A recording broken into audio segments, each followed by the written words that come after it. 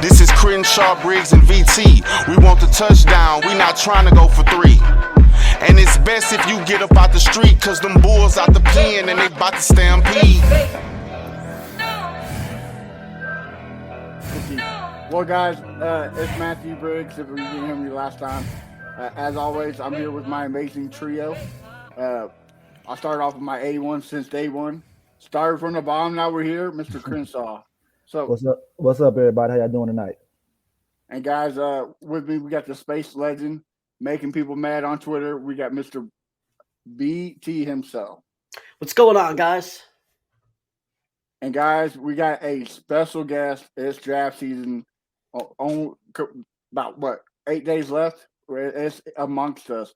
We got ESPN legend Matt Miller to help us cover the draft. How you doing, sir? Doing well, guys. Appreciate you having me on. It sounds like people in Houston are a little excited for this draft. It's what I've been able to pick up doing media over the last couple of weeks. People in Houston seem to be a little excited, a little anxious about the draft. So I'm excited to get it underway, like you said, in 8 days and see what happens at number 2 and number 12 overall. Yes, sir. We cannot wait to jump in that with you because we got a lot of questions to get your advice from it. So before we do that, we got some NFL news.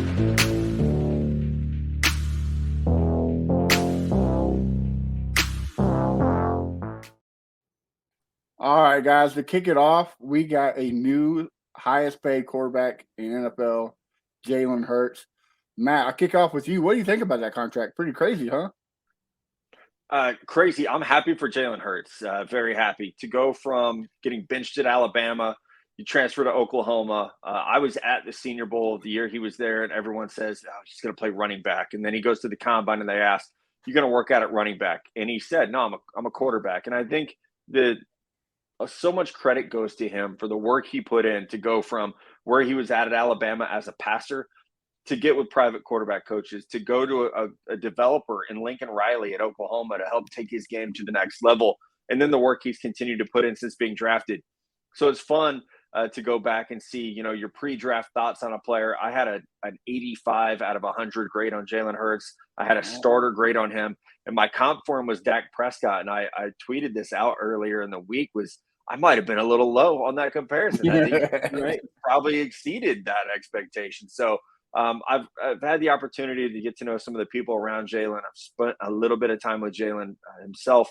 What a stand-up individual. I mean, I think if you could, if you have children and you want them to have a hero in sports, Jalen Hurts is a pretty dang good one. The adversity that he's overcome while also just being an A1 human being. So I'm happy for him. I love that the Eagles give out this, over $100 million extension, and the way it's structured, the cap hit is $6 million this year. And I live south of Kansas City, and I'll tell you, when the Mahomes deal came through, I'll never forget a couple years ago, oh my God, it's $500 million. How are the Chiefs ever going to afford to pay anyone else?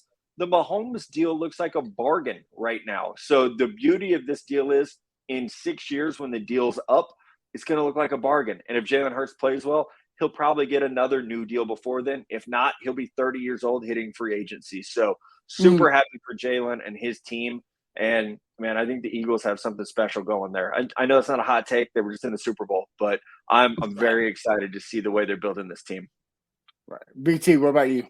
I think he deserves every penny. I love the way he played this year. I think it's amazing that I'll include myself in that conversation. I won't talk for everyone, but many people, including myself, were saying that he may lose his starting job, and now he's the highest paid quarterback in the league.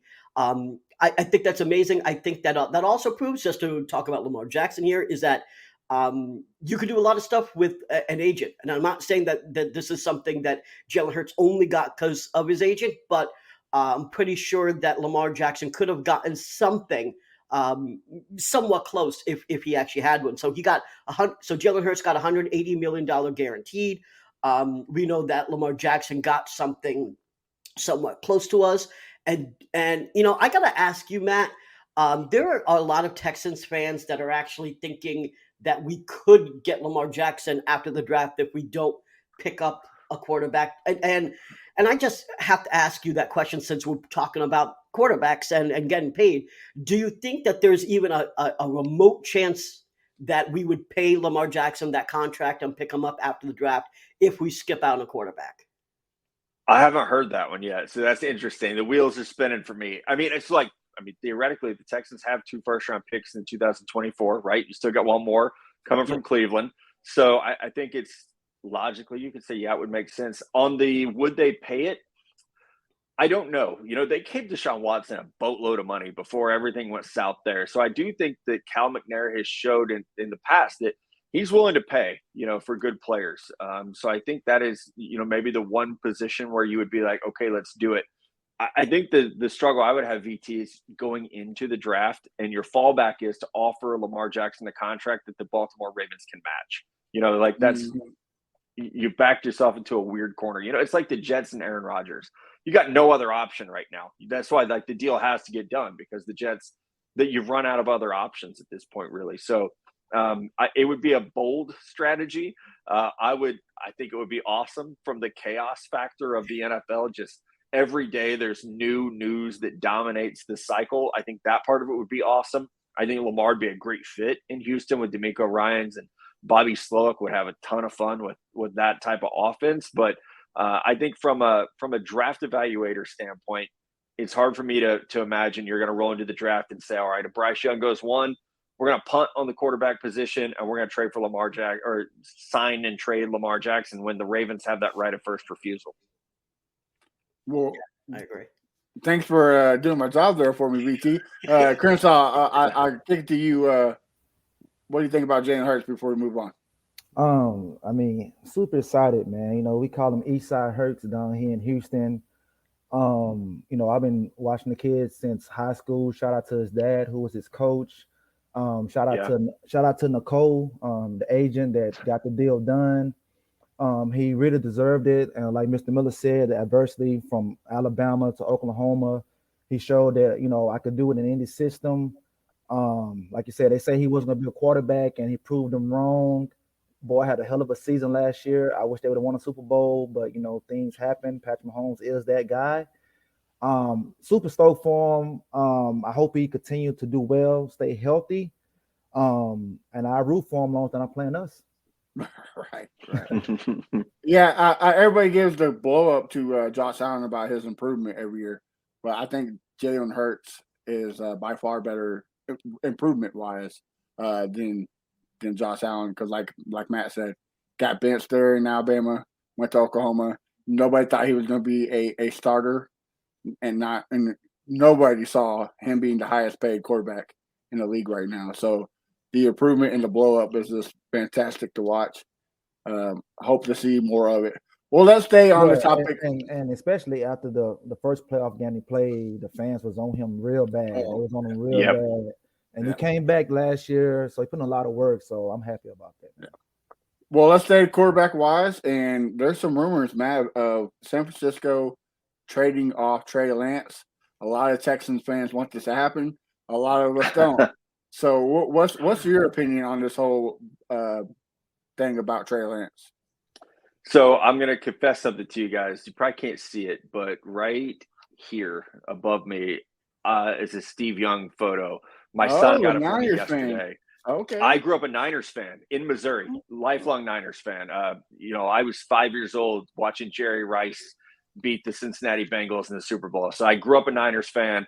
And I feel like my first job writing about football was covering the Niners. So I feel like I know that franchise better than I know any other team in the NFL. And I'll say this: Were you pretty upset when DeMeco came to Houston then?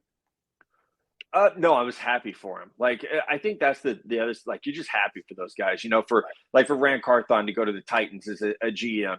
To see all those guys over the years move on and get opportunities, you're just super happy for him. And I think it's become cool that when I was growing up in the late 80s, early 90s, the Niners were a pipeline team. It was offensive coordinator got hired every year, defensive coordinator got hired away every year. And it really was, there was a tree of Niner guys. And I think we're starting to see that again. So I'm happy for Miko. But I will say on the Trey Lance stuff, guys, he's 22 years old.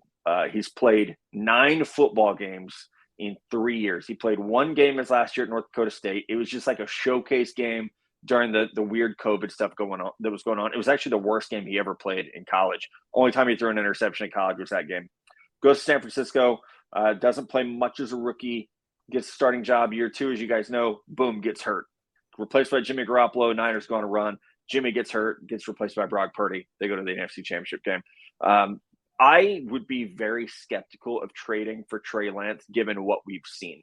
And I think at some point you have to wonder, like, this dude has barely played football in the last 3 years. In the last 4 years, he's thrown like 300 competitive passes. So I have some big issues with the idea that not only is he coming off a season-ending injury, he's barely played football, and you're going to ask him to start over with a new franchise. Now, obviously, similar offense because Bobby coming to Houston as the offensive coordinator, so this would be some continuity involved there. But I just don't know how, again, I don't know how you can pass on a quarterback at 2, 12, and 33 and say, oh, no, it's cool, we got Trey Lance.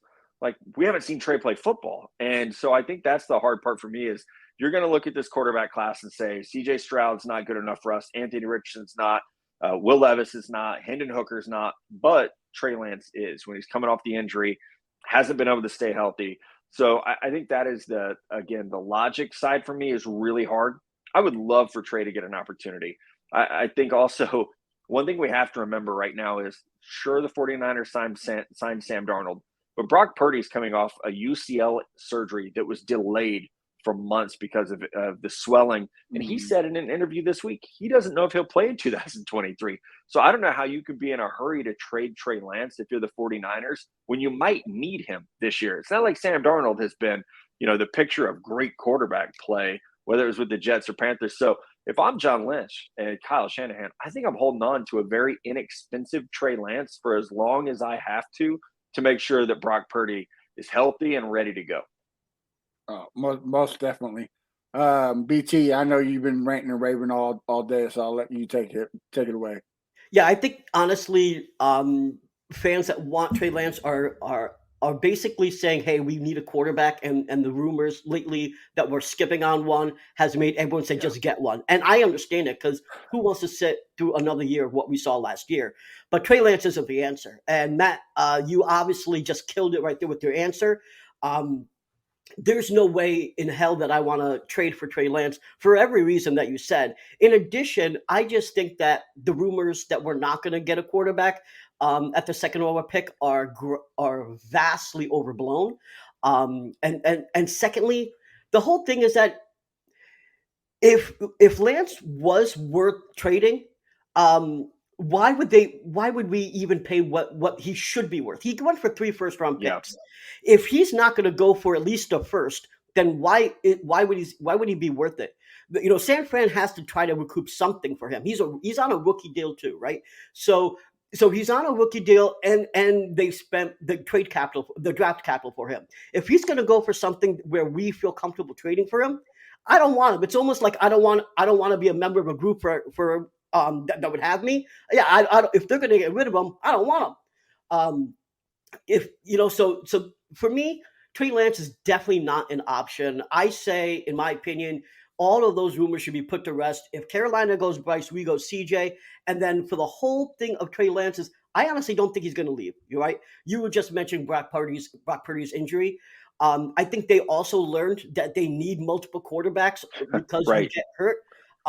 And with all the situation with Brock Purdy, and obviously they can't trust Sam Darnold, that he has got to be there even just as a backup. The only way I see him leaving is if there's a mid-season injury and someone's willing to cough up at least a first-round pick and more for him, because they have a playoff shot and they think that that's their best shot. That I can see something before the trade deadline, kind of an emergency desperation situation. As much as people think that we're in a desperate situation, we're not. So no to Trey Lance. Hell no to Trey Lance. Please let's stop this BS. Crenshaw, what about you? Trey, Aubrey, Lance, no, I don't want him here. It doesn't make sense for San Francisco to trade him. I think this maybe is giving him a push. Like, hey, guy, we dealt the first 2 seasons of your injury. You need to be healthy, because we traded a lot to get you. We want you to be our future. Texans fans, they be all over the place every day. Trey Lance.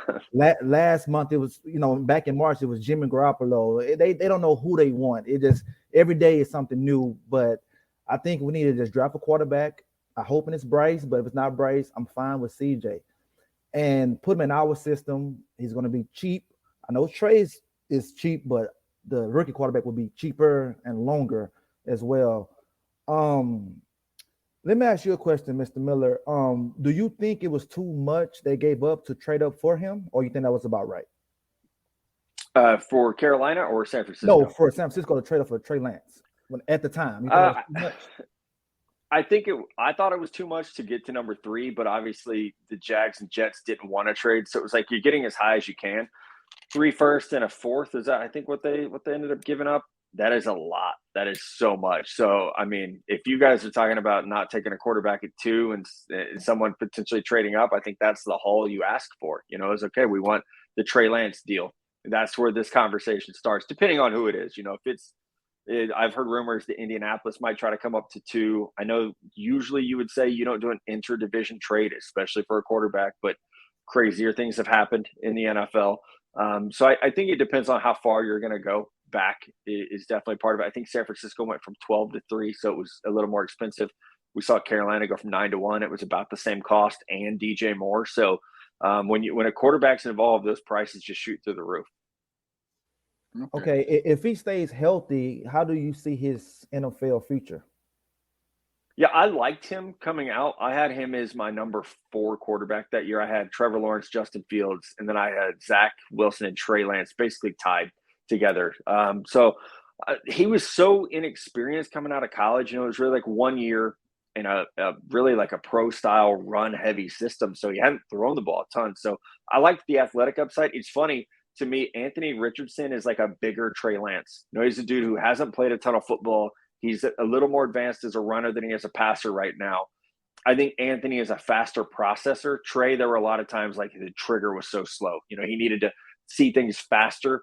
I don't think Trey was asked to do a lot of full field stuff. Anthony was. So, but I think similarities in terms of they're both great athletes, big arms, and very inexperienced. So you got to figure out there's these conversations of, do you sit that guy because he needs to learn, or do you throw him out there like a Josh Allen, like a Jalen Hurts, and say, hey, no, you need to go play. That's the only way you're going to get better. Justin Fields was kind of a similar situation too. So I think those arguments get fun depending on where they're going to land. But I think with Trey right now, I wouldn't trade a first round pick for Trey Lance. If that's what San Francisco thinks they're going to get back, that's way too expensive in my opinion. Okay. Well, let's keep it quarterback. Let's kind of move to the draft and NFL news at the same time. There's a lot of rumors about CJ Stroud. One is that he's hard to coach. He did horrible on the S2 testing, and now we're hearing that he ghosted the Manning brothers at their camp. Matt, what do you think of all this? Is this nonsense, or is there some truth to it? I'll tell you, I haven't heard the hard to coach one. I haven't heard that. I hadn't heard the Manning brothers thing. I don't know if that's new. I've kind of been in a cave off of social media the last, week and a half preparing for the draft. I did hear that his S2 score was not as high as Bryce Young's, but I haven't heard in relation. That stuff's supposed to be private, so I also feel like it's a weird infringement. I don't want to ask. If I hear that information organically, that's fine, but I'm not gonna email the S2 guys and be like, hey, what did Bryce Young score? What did CJ Stroud score? I just feel like that's the guy that goes against, what my job is as a journalist. So I haven't heard those things particularly. When information like that comes out, I always wonder who's benefiting from it. I think with NFL news, when something comes out, that's the first question I ask myself is who's benefiting from this information coming out? If 3 negative things are coming out about CJ Stroud and not about any of the other quarterbacks, to me, that sounds like someone wants him to fall down the board to their pick. So like the Colts, right? Right, like the Colts, yeah, or the Raiders or whoever it might be. It's like with the Trey Lance tweet today. Why is it being told to someone? And it being told to someone, and hey, also not only am I telling you this, but I'm telling you can tweet it. And as someone that like does dabble in that part of this industry, there are things you are hear, and then there are things you are told so that you can report them. And those are often very, very different things. So being able to get that information and the clearance to put it out there, there's a reason. You want teams to know this player might be available to trade for. So when you start to hear negative things about CJ Stroud, I've never heard that he was hard to coach at all. In fact, he beat out several 4- and 5-star quarterbacks on that roster. One is now the starting quarterback at Texas, Quinn Ewers. He beat those guys out. So I would think if he was hard to coach, we would have seen a Jack Miller or a Quinn Ewers take that job instead of him. So that one's hard for me. Again, everyone I've talked to about CJ loves him. Said that he's soft-spoken, he's humble, he's very intelligent. So I do think that's probably being put out there either by a rival agent to try to hurt CJ Stroud's stock, or by a team that is hoping the Texans or someone else will overthink it and allow him to fall into their laps. Okay. Well, let's keep it the draft. You probably hear all the rumors like we have.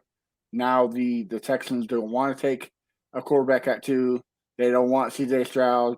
Maybe trade back to 7 and get Tyree Wilson and draft Will Levis. What do you think will be the right move for the Texans in the first round? Yeah, I'll tell you, I cannot find anyone in all the people I talk to in the NFL who thinks they're going to take a quarterback at number 2. And I'm not going to pretend like I talk to everybody, but 13, 14 years on the job, you develop relationships. I can't find anyone who thinks the Texans will take a quarterback at 2 Really? if Bryce Young goes first. I should say that. Now, that doesn't mean they won't. This could be a very well executed smokescreen. It really could be. The only thing that when you sit in your room late at night and you're thinking about all this stuff, when you have the number 2 overall pick and the Carolina Panthers have already signaled they're going to take a quarterback, you don't really have anyone to lie to. You don't have a reason to lie. Again, it goes back to that. What's the benefit of that? There really isn't one, because if you're going to keep the pick, you don't have to signal anything, right? So again, I'll reiterate, the information could just not be being shared. That happens. I like to go back to 2021. I was at the BYU Pro Day, and John Lynch is there, and he's got this like smile on his face. He's on his phone, and then the news breaks that they traded up to number 3. The second the Niners traded up to 3, I'm surrounded by 100 scouts, and everyone starts talking about it's for Mac Jones. The Niners love Mac Jones. Kyle Shanahan loves Mac Jones. They're trading up for him. Well, the week before the draft, guess what? The news came out. No, it was actually for Trey Lance, whom they ultimately picked. So you can be hearing one thing all through the process, and it changes as soon as the team gets together and says, no, this is our guy. So there might be people in the Texans organization who don't like CJ Stroud, and they're saying, we're not going to take a quarterback. But Cal McNair might step into that draft plan meeting Thursday morning and say, hey, no, we're taking a quarterback. And guess what? You're taking a quarterback if that happens. So I do think things are up in the air right now. We shouldn't, even 8 days out, we shouldn't speak with any absolutes about what they'll do. But there's not anyone I'm talking to who says, yeah, the Texans will take Stroud or Richardson or Levis or whoever it might be. It definitely sounds like pass rusher at 2 is the direction that the thinking is going right now. Okay. Do you think that they might take one later on, like at 12? Say if a Levis or Richardson's there? I think that's a best case scenario. I find it unlikely that those guys would be there. I think if that happens, the Colts are going to grab probably CJ Stroud pretty quickly at 4. And then I think you have to worry about Seattle and Detroit thinking about quarterbacks of the future. The Raiders, they got Jimmy Garoppolo who can't stay healthy at 7.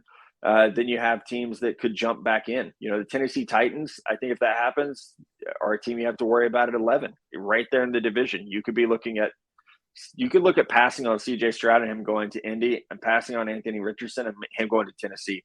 And you better be damn sure as an evaluator that you were right about those quarterbacks if you're going to have to see them 4 times a year.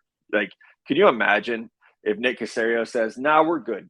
We're good. We don't need those guys. We'll figure this out. And then they become the players that we think they can be.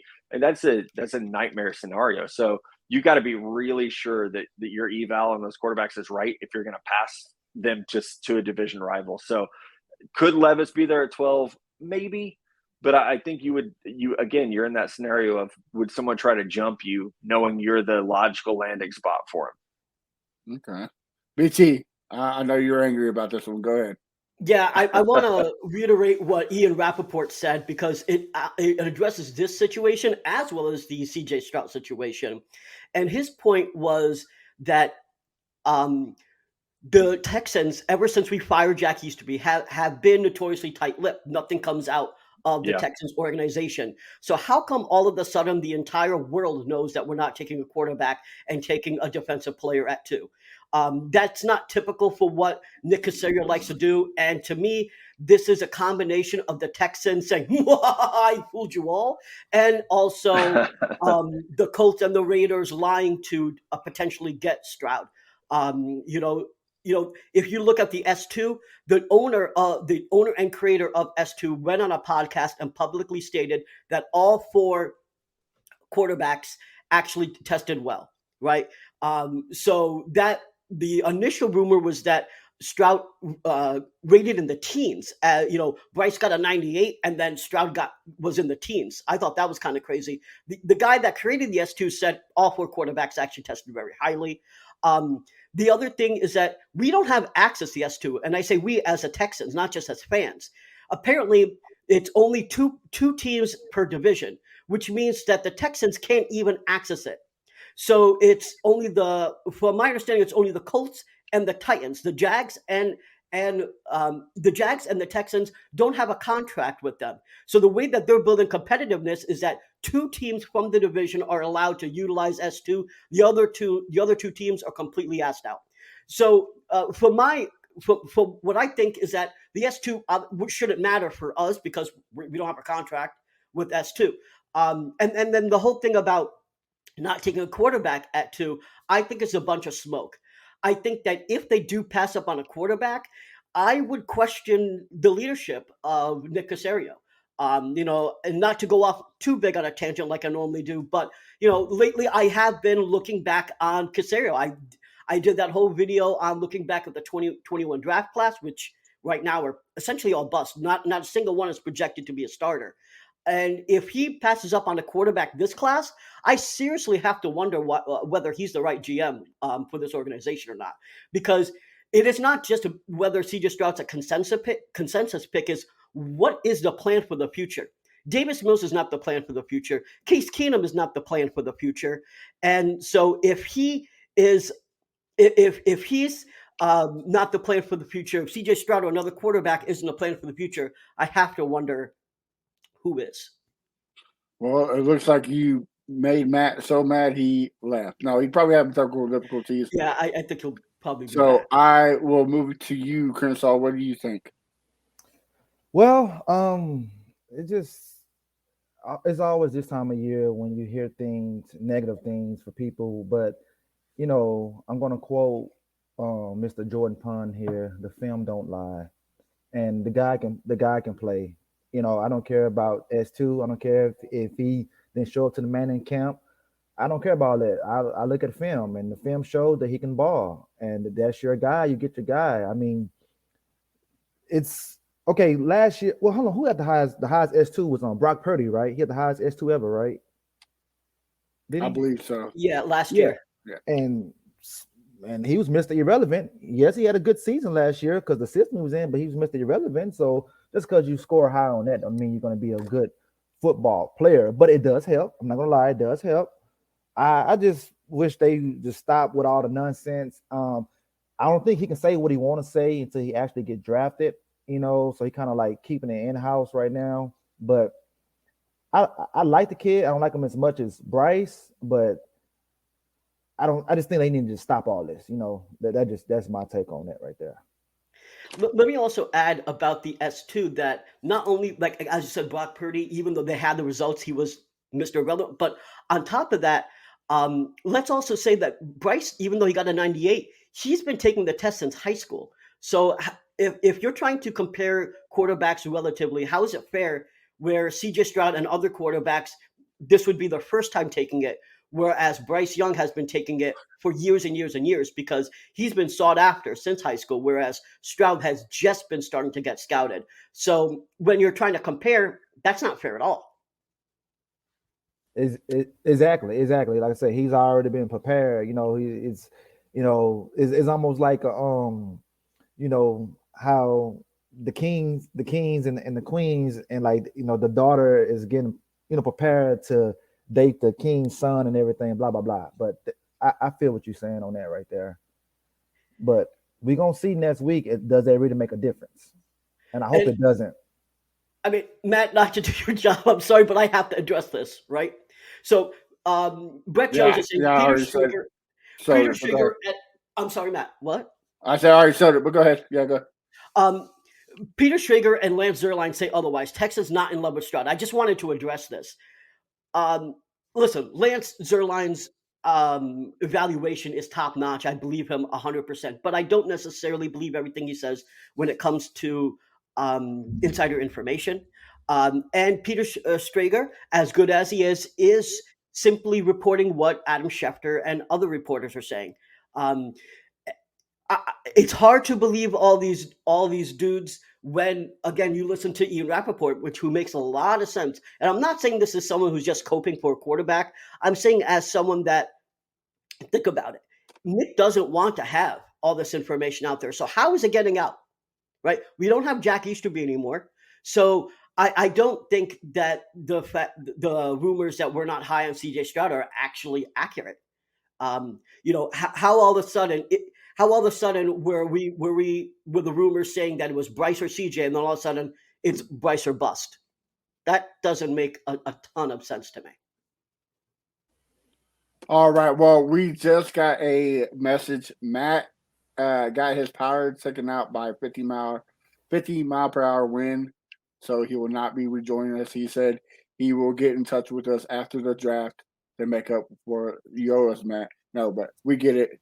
Thank you for coming on. We'll see you next week. But speaking on to what you were saying, BT, I agree with you. They should go number 2. They should. But I'm playing devil's advocate. Don't come to Kansas City next week and kill me for saying this. But Lance was right 2 times last year. He picked the Derek Stingley pick and he picked the Kenyon Green pick. So I mean, he's batting 100 right now.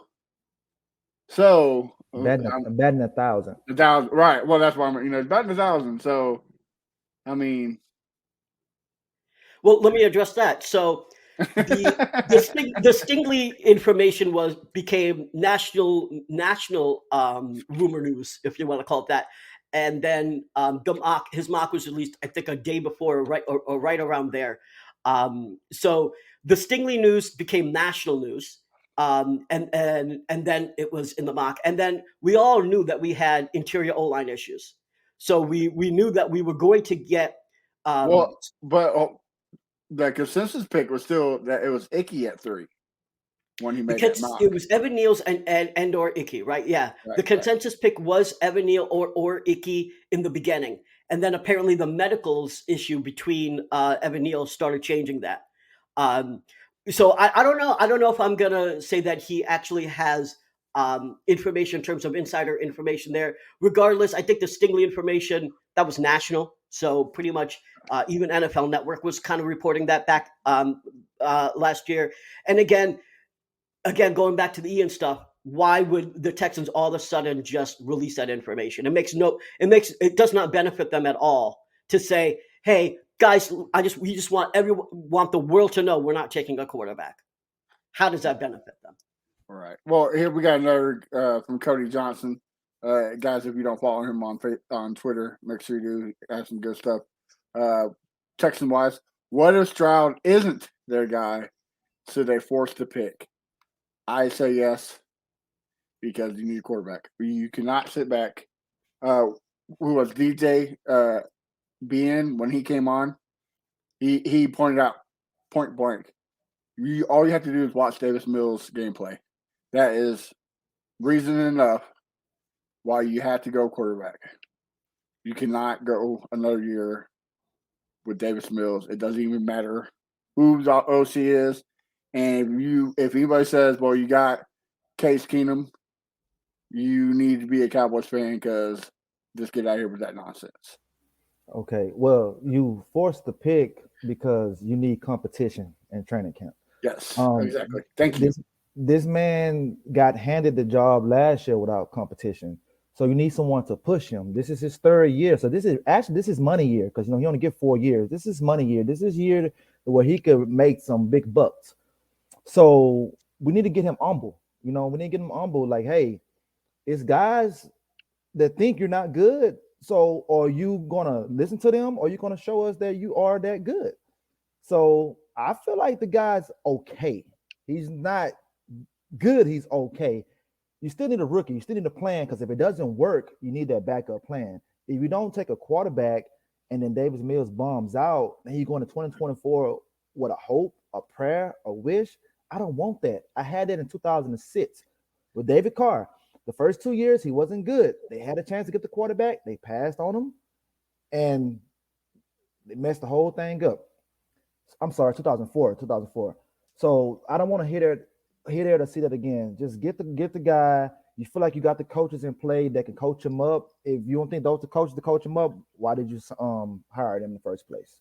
Exactly. Get the quarterback, man. I do tell you that it's publicly known. Gerard Johnson, who is a big evaluator on the quarterback side of the ball, is a fan of CJ Stroud. So that should be a deciding factor, correct? I mean, Yeah. Correct. I mean, Gerard, most definitely. I also will say, just to address that question, should we force the pick? The question I have to ask is, why do you think that they shouldn't be high on Stroud? There's a lot, this talk of should they force the pick. Ask the questions why. So let's talk about the knocks that are on CJ Stroud, the actual knocks. Number one is that the question is he going to be able to produce when he faces under pressure? One of the biggest knocks on him is that when the line was weak at the points, he didn't perform well, and he actually played with dudes that are first rounders, so he had some of the best line in college football. So the biggest question is, can he face pressure? To answer that question, you can look at the Georgia game. He faced immense pressure against the Georgia game, and he actually showed that he can produce off script and make plays when he faces pressure. And as Daniel Jeremiah said, if you can do it once, you can do it again. It is up to the coaching staff to be able to reproduce that with him. So if the biggest question is about his off-script ability and how he plays under pressure, then I think you have to look at the Georgia game and say that he can do that. And if that is the case, why would it be a quote unquote forced pick? I think that's a narrative for individuals that don't want to take a quarterback. And honestly, I could have understood the argument because I was the same way prior to hiring D'Amico. Prior to hiring D'Amico, I didn't want to take a quarterback either. But everyone has to realize that now that we have D'Amico here, we can't take.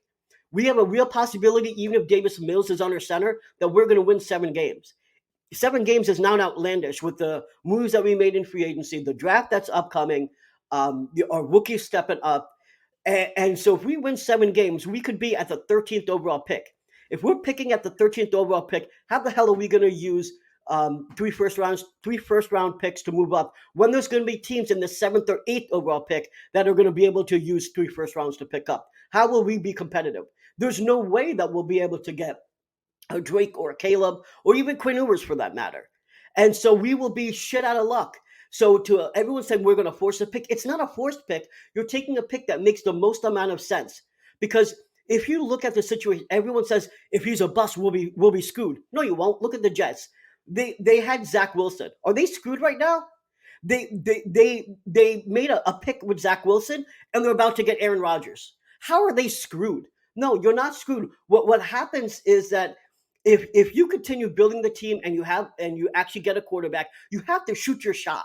You have to try and get your quarterback when you're in position, especially when you have just gutted your entire coaching staff. Now that you've gutted it, let's go. Let's get a quarterback. Let's move on. If he's a bust, you know what we'll do? We'll try it again. This is the NFL. Busts happen. You try it again and you do it. You try until you succeed. There's no way you can say if it's not Brady, if it's not Manning, you skip out. Now that's kind of ridiculous. Yeah. Why do everybody just assume that CJ isn't a Texans guy? He's not on a radar. Why they only think it's just Bryce? Why they don't think that Will Levis I is could tell not you. hot? I could tell you Why is one that? reason right now. Oh, I What? could tell you one reason why CJ right now is that's because of that stupid rumor about his agent. It doesn't matter. I mean, because It, Bryce is affiliated with that agent as well, so right. no one Right. brings that up. And then, okay, speaking of the agent, okay, let's say we wait till 2024 to get our quarterback. 9 times out of 10, Caleb Williams is going to sign with that same agent. So they're going to say, "Oh, I don't want Caleb because he's with David." I mean, so you got to stop Well, with that narrative. there's what 4 or 5 guys on the Texans roster with that agent. Yeah, There's 4 players with the agency. So there's 4 players, including Robert Woods, that are using Athletes First. And by the way, Bryce Young uses Brian Burney, who's a marketing agent for Athletes First. So so are we saying that we're not going to we wouldn't draft Bryce Young because he uses Athletes First? And Crenshaw, you're right on. What's happening right now is David Mulligata is going to get the top athletes. That's just he's getting the best contracts. So it would be absolutely freaking insane to say, hey, we're not going to work with the 8th biggest sports agency in North America. And we're not just talking about NFL. We're talking about sports overall. The 8th largest. They have over $1 billion in contracts. We cannot avoid them. And if you think that we are avoiding a player because of this agency, it's time to fold the franchise and start over again for the 3rd time because we can't work with David Mulligata. That's absurd, guys. I'm sorry. I hate Deshaun Watson as much as everyone else, probably more than anyone else. People have heard me talk. There's probably 33 women in Houston that hate him. You're right. I got suspended on Twitter for talking about Deshaun Watson. So I understand the hate that Deshaun Watson brings and the animosity that you have against him and David Mulligata but at the end of the day, it's not even David Mulligata's fault. It's Deshaun Watson. We have to let that go. We will be bringing more players here that work with him, period. It's time to move on from that. Yeah. We have another question. Do you think it's Young or no QB? I don't think it's no QB. Do I think it's Stroud at 2? I hope, right? I mean, like this comment says, Stroud is the most complete quarterback in this draft. I believe that the most accurate, 100%, and that's what you want, right? But is it no QB? No. I think if we do pass up, we try to get a Will Levis. I don't want to go the Colts route and get a 25-year-old Hendon Hooker, but at least it's a quarterback. Like Crenshaw said earlier, we need competition at the quarterback position. So no matter what, we got to go with the quarterback. Even if the Texans fans don't believe these guys are any good, we see in the league what happens when you surround a mid quarterback with talent. Good things happen. So you have the money, you have the picks, you're gonna have it again next year. So you surround that guy, he's gonna do good. You get the offensive line right, you get a run game going, he's gonna do good.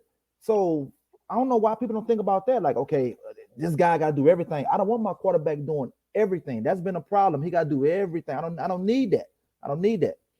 So, like I said before, and 1,000 times, just like the Giants and the Jets this year, both were successful because of why? Scheming. Scheming fixes everything. You can't sit here and tell me that Daniel Jones is a top 10 quarterback. He's paid like a top 10 quarterback, but he's not a top 10 quarterback. Exactly. Scheming fixes everything. And a healthy Saquon Barkley. Right. We've got one. Damon Pierce. So, yes. I don't. Yeah, I agree with you, Chris. Yeah, I mean, people just feel like, oh, you get Will Anderson, this defense is going to be top 5. I mean, it's not the case. You could get Will Anderson, and he might not be the same guy as well. Same way y'all feel about the quarterbacks. I mean, I just don't understand why has this been a debate since the last game against the Colts. Week 18. There's been a debate on these quarterbacks. They're not good enough. Wait 24. Hell, I didn't hear. Wait till Manning The little man. And I've been heard wait on him. I'm like, damn, how long are we going to fucking wait? You know what I'm saying?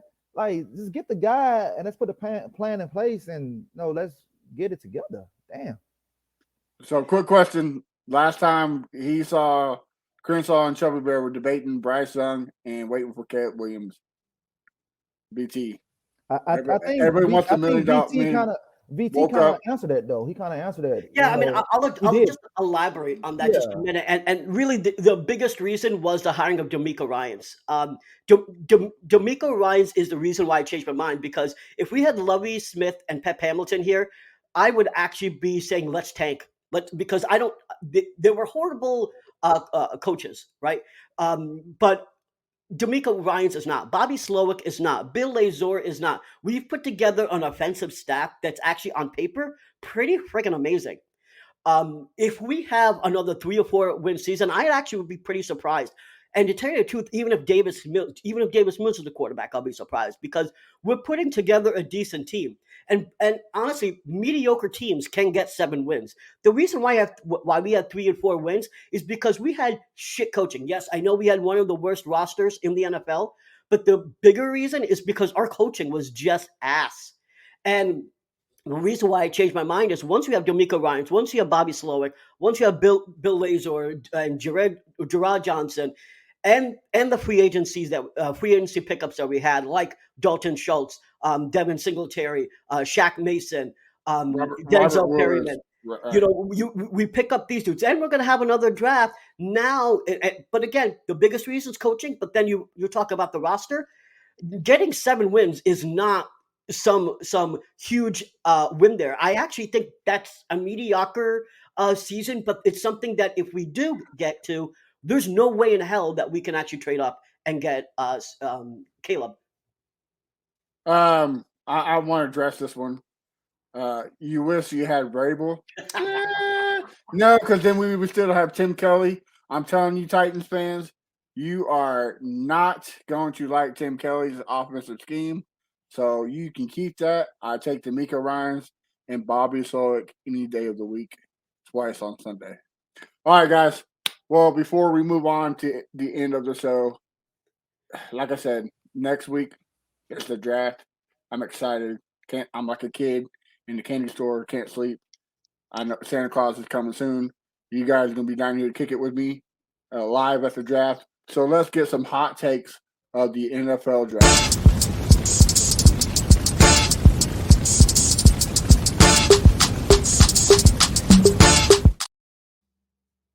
All right. Crenshaw, let's start with you. It doesn't have to be Texans. It can be anything. What is your hot take of this NFL 2023 draft? Las Vegas Raiders trade up to number 3 and get their quarterback of the future. Whoa, I like it. Spicy. You bring back the Cheetos this year, huh? I see it. It's the Puffs kind, though. The Puffs kind. Yeah. All right. Mr. BT. I think despite all of the rumors, the noise, and Vegas, I think the Panthers will surprise everybody and draft CJ Stroud. I think that they'll draft CJ Stroud. I think the Bryce Young is smoke, and that's all it is. They were very high on CJ Stroud. I think that they have been trying to confuse us to get us to trade up. And we said, nope, we're not buying your smoke. And we'll actually end up with Bryce Young. So I think it goes Stroud and Young for the first and second pick. All right. Well, y'all ready for this one? I think we jump up to the second round again this year, and we get our man JMS, and we get another edge. That's what I think. I'm gonna keep it Texans, and I think we jump up to the second round pick. We got to get JMS. No questions about it. But that's my hot take. All right, fellas. Like Crenshaw, wise words of Crenshaw. It's the worst time of the show because it's the end. Any last words before we sound off? I just want to give a shout out to all the Texans creators out there. If you are talking about Houston sports, Texans specifically, shout out to you all. We all working hard trying to put our content out there. So We're a if you put in- family. we're a family. If you're putting content out there, shout out to you. We'll try to support you, and we appreciate you guys supporting us. And I want to say this before I let Crenshaw take it off. You guys are awesome. I wish I found y'all sooner. We're not leaving, so keep coming back. Bring your friends, bring your mama, bring your dog across the street. Come watch us. We enjoy it. Crenshaw, you got anything to say? Just I'm a segue off what VT said. Oh, I do appreciate the people that check us out. I appreciate the back and forth that we always have on our chats and everything. I appreciate the journey we all have been on, the good, the bad, the ugly. Um, we got some things in store for you guys, and just keep coming back. And we accept all criticism, all criticism, bad, good, we accept it all. And we'd like to hear from you guys as well, So keep sending the messages. We reading them. We try to get back with you guys as much as possible. And like I say, just thank you. We're gonna keep coming with the guests, keep coming with the hits. BT go keep pissing y'all off, and always, going, always. It doesn't matter. Doesn't matter how strange the comment is. BT will bring it. All right. Pause, but he will bring the smoke. All right. Yeah, guys, like Crenshaw and BT said, we're here to support everybody. Like Crenshaw, it doesn't matter what people think; it just empowers us to get better. So if you think we are not good, that's your opinion. You are more welcome to have that, but that's just going to push us to get better and to have guests like Matt Miller, to have guests like we are having in the future. So thank you guys for all the support. We couldn't do it without you. All right, guys. Now that we got the emotions out of the way, BT, where can we find you? What you got cooking? You can find me on Brown Chubby Bear on Twitter. As everyone knows, I piss people off, but you can piss me off too. It's a two-way street, man. Usually on Spaces, pretty much every night. So you can catch me in there. Argue with me away. You can find my articles on fanbattlesports.com. I do have some videos also. If you're watching this on Facebook or on Twitter, go to the Texans Fan Battle YouTube channel. I have two really good videos that you guys should check out. That's rating the 2021 draft class, and should we give Davis Mills a chance? Those two videos I think are pretty damn good. Shout out to Landry Locker, who actually thinks I should change the name of them from VT Rant.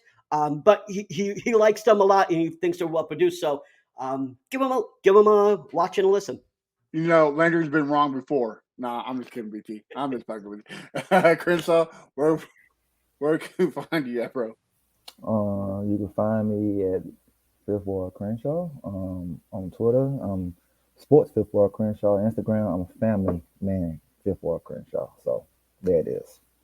And we're gonna push Crenshaw to get out of his comfort zone and do like a video article. We're going by the end of this year. Me, BT, we'll have Crenshaw doing something. Look at that smile. I'm on it. I'm on it, man. I'm on it. Nah, I'm just kidding. Crenshaw's great. But wouldn't be the show without Crenshaw and his flaming hot Cheetos. All right. You can find me A1 Day One Texans. Like BT, I've been writing articles for the Fan Battle Sports Network. Right now, I'm just covering everything draft. I have two articles: the best NFL, best defensive draft gems, and best offensive draft gems of the draft. So make sure you catch that out. Check that out. And also, guys, we are 125 subscribers away from 1,000. So, like I said earlier, tell your mama, tell your ex-baby mama twice removed to subscribe to the channel. Help us hit that 1K. Help us improve. And then you can find the podcast everywhere at Texas Fan Battle. and every major platform where you listen to podcasts on. You can find us. Guys, until next week, we'll be closer to the draft. Yeah, have a great one. We'll see you From later. Texas. Go So that Texans. mean that we Texans. Breaking down the X's and O's our profession. No complaining, just training, you see the progression. They had a Pro Bowl for talk shows, we get selected. We gon' celebrate every win like a birthday. Ray J with the news, first with all the updates. Spin move on the competition, yeah, we juking them. You not really in touch if you not tuning in. This is Crenshaw, Briggs, and VT. We want the touchdown, we not trying to go for 3.